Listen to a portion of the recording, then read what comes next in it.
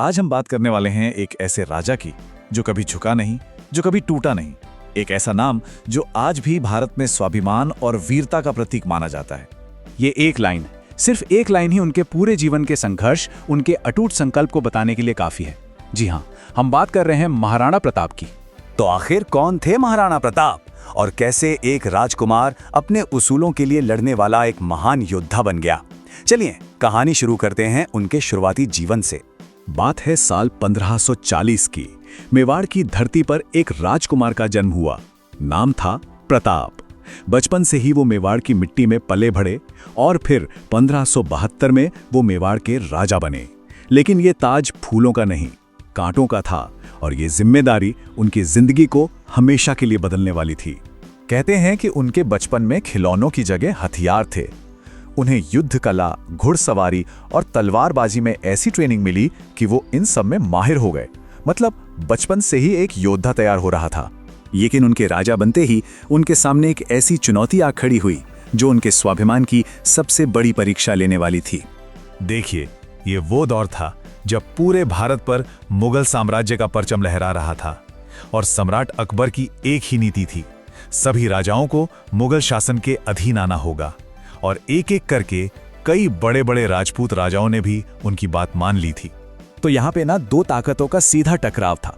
एक तरफ था अकबर का पूरे भारत पर एक छत्र राज करने का सपना और दूसरी तरफ थे महाराणा प्रताप, जिनका प्रण था कि अपनी मातृभूमि मेवाड़ की आजादी को किसी भी कीमत पर बचाए रखना है।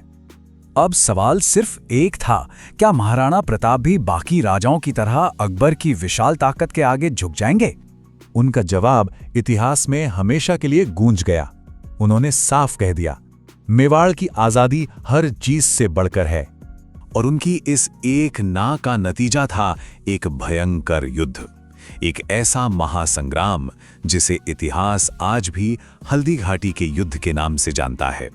साल था 1576, हल्दी घाटी का मैदान। सोचिए, एक तरफ थी महाराणा प्रताप की मुट्ठी भर सेना और दूसरी तरफ थी मुगलों की एक बहुत ही विशाल और ताकतवर फौज।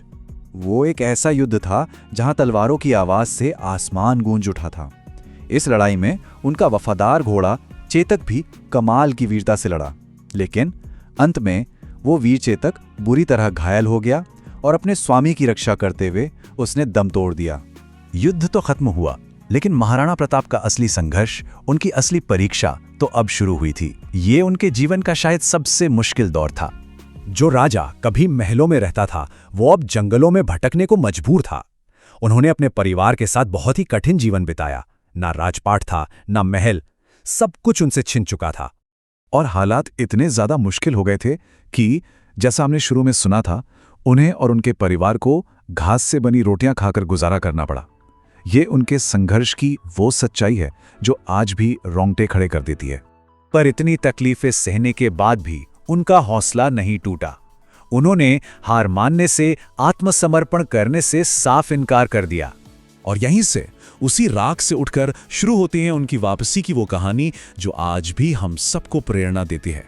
उन्होंने हार को अपनी किस्मत नहीं माना, बल्कि छिपकर धीरे धीरे उन्होंने अपनी सेना को फिर से इकट्ठा किया, उसे तैयार किया और फिर एक एक करके अपने खोए हुए किलों पर दोबारा मेवाड़ का झंडा फहरा दिया। उन्होंने पूरी दुनिया को यह दिखा दिया कि सच्चा राजा महलों से नहीं, बल्कि अपने फौलादी इरादों से बनता है और एक सच्चा राजा कभी हार नहीं मानता। तो आखिर क्या है महाराणा प्रताप की विरासत? आज हम उन्हें क्यों याद करते हैं? वो हमारे लिए क्या सबक छोड़ गए? 0, 0 ये संख्या बताती है कि उन्होंने कितनी बार अकबर के सामने सिर झुकाया। एक बार भी नहीं। उन्होंने अपना पूरा जीवन सिर्फ दो चीजों के लिए जिया, एक थी स्वतंत्रता और दूसरी थी स्वाभिमान। एक ऐसा राजा जिसने भूख सह ली, जंगल का जीवन सह लिया, सब कुछ खो दिया, लेकिन अपने स्वाभिमान से कभी समझौता नहीं किया। और यही है महाराणा प्रताप की अमर कहानी।